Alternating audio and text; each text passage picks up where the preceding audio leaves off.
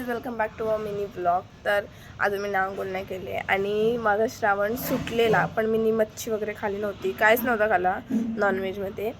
आणि आमच्या गणपतीनंतर सुटणार होता. तर आज संडे आहे आणि माझा श्रावण सुटतं आहे आणि मी कोलबी फ्राय खात आहे. आज तिखट जेवण आहे आणि आज कोलबी फ्राय बिर्याणी. म्हणते कैसा लगेगा अभी खा के? माझा रिॲक्शन दाखवते. मी बाहेर बसले खावाला.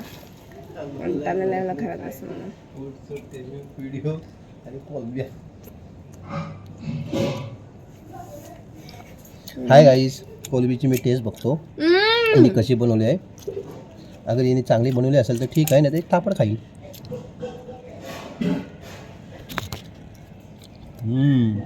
Very good. पण याने आंघोळ नाही केलं गाईस.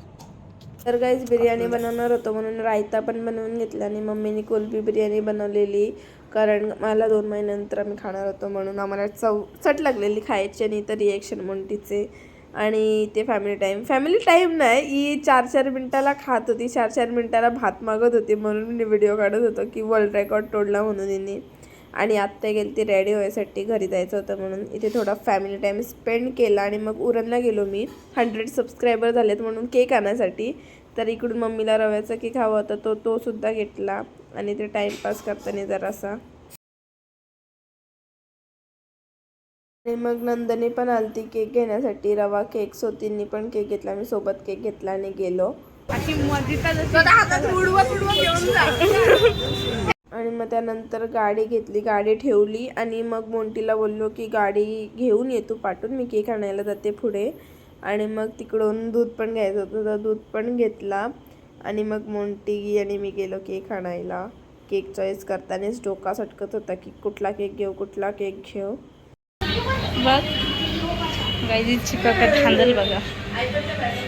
आणि त्यानंतर मोंटी तर केक दाखवत आणि केक वाढवून केक घेतला आणि मग घरी येऊन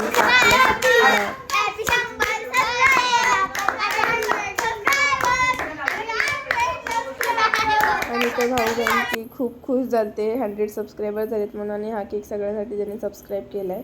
पप्पांना शुगर आहे, पण तरी पण पप्पांनी खालाच तो केक वॉश करून. त्याच्यानंतर मला अभ्यास पण करायचा होता, तर अभ्यास पण केला. आणि हा मिनी व्लॉग कसा वाटला नक्की सांगा. लाईक, शेअर, कमेंट करायला विसरू नका. बाय.